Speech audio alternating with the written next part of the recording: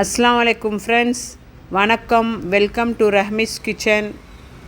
இன்றைக்கி நம்ம கத்திரிக்காய் வச்சு ஒரு டிஷ் பண்ண போகிறோம். கத்திரிக்காயும் தயிரும் வச்சுட்டு அதுக்கு தேவையான கத்திரிக்காய் எடுத்துருக்குறேன். இதை அறுத்து நம்ம உப்பு தண்ணியில் போட்டுக்கலாம்.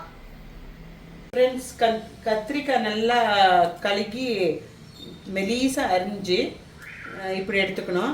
உப்பு தண்ணியில் அறுத்து போடுங்க, இல்லாட்டி கருப்பாயிடும். அதில் கொஞ்சம் காஷ்மீரி மிளகா ஒரு அரை டீஸ்பூனு, அப்புறம் மஞ்சத்தூள், கொஞ்சம்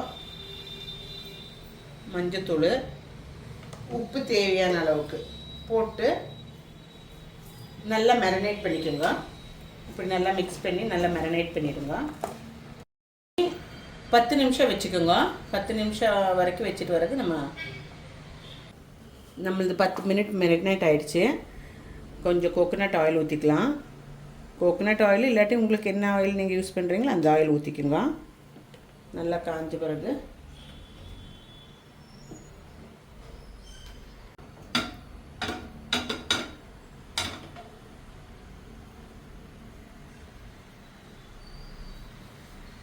நல்லா எண்ணெய் ஊற்றிக்குங்க. உங்களுக்கு என்ன குக்கிங் ஆயில் இஷ்டம் இருக்குதோ அதை ஊற்றிட்டு நல்லா காஞ்ச பிறகு இந்த கத்திரிக்காய் நம்ம மேரினேட் பண்ணியிருக்கிற கத்திரிக்காய் எடுத்து வறுத்து எடுக்கணும், ஃப்ரை பண்ணி எடுக்கணும்.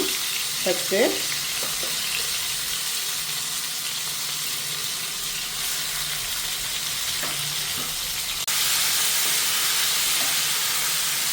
கத்திரிக்காய் நல்லா வணக்கிக்கணும். இதில் எண்ணெயில் ஃப்ரை பண்ணணும். ஆக்சுவலி மெலிசாக இருக்கிறதுனால சீக்கிரமாக வெந்துடும்.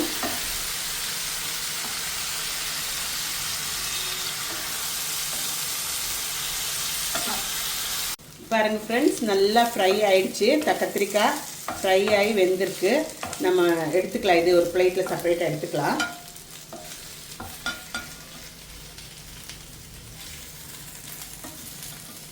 இதே பாத்திரத்தில் எண்ணெய் ஊற்றிக்கோங்க. கொஞ்சம் கடுகு போட்டுக்கோங்க.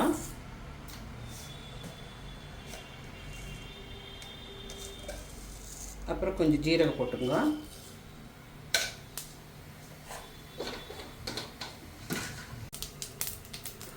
கொஞ்சம் கருவேப்பிலையும் கொஞ்சம் சின்ன வெங்காயம்.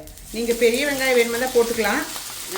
ஒரு பெரிய வெங்காயம் போட்டுக்கோங்க. இல்லை சின்ன வெங்காயம்னா ஒரு 15 சின்ன வெங்காயம் அரைச்சிட்டு போட்டுக்கோங்க. நான் சின்ன வெங்காயம் போட்டால் நல்ல டேஸ்ட் இருக்கும், அதனால தான் சின்ன வெங்காயம் யூஸ் பண்ணுறது. ஒரு 10 அள்ளி பூண்டு நீளமாக அரைச்சி வச்சுருக்கிறேன், அது போட்டுக்கோங்க. நல்லா வணங்கட்டும். இது பாருங்க, நம்மளோட சின்ன வெங்காயம் பூண்டெல்லாம் நல்லா வணங்கி வந்துடுச்சு.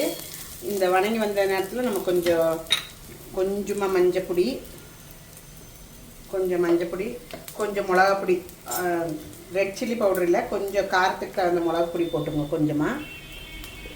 அப்புறம் கொஞ்சம் உப்பு வந்து நம்ம தயிர் ஊற்றுறதுனால அந்த தயிருக்கு தேவையான உப்பு போடணும். உப்பு கொஞ்சம் போட்டுக்கலாம்.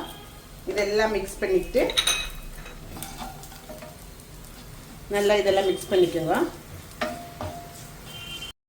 நல்லா ஃப்ரை ஆகிடுச்சு. அந்த மிளகாது வாசனை போகிற மட்டும் ஃப்ரை பண்ணிக்கோங்க. அப்புறம் நம்ம ஒரு பவுல் நிறைய தயிர் எடுத்து வச்சுருக்குறோம். தயிர் ஊற்றிக்கணும். இதில் தயிர் ஊற்றிட்டு சும்மா சூடு தான் ஆகணும்.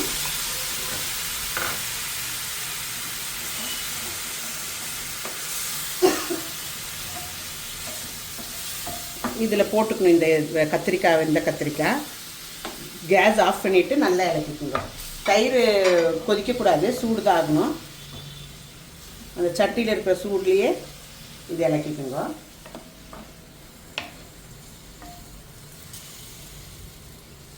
நல்லா ஊற்றிட்டு இதில் மிக்ஸ் பண்ணிக்கோங்க. கத்திரிக்காய் போட்டு பாருங்கள் எவ்வளோ நல்லா எம்மியாக இருக்குல்ல. நம்ம உப்பு பார்த்துக்கலாம், உப்பு இருக்கா என்னென்னு, எப்படி இருக்குன்னு பார்ப்போம். காரம் உப்பெல்லாம் கரெக்டாக இருக்குது தானே. சூப்பராக இருக்குது, எல்லாம் கரெக்டாக இருக்குது, ரொம்ப நல்லாயிருக்கு. இது நீங்கள் ரைஸ் கூட சப்பாத்தி கூட எல்லாம் சாப்பிட்லாம், ரொம்ப நல்லாயிருக்கும். வீட்டில் நீங்கள் ட்ரை பண்ணுங்க, மஸ்ட் ட்ரை பண்ணணும்.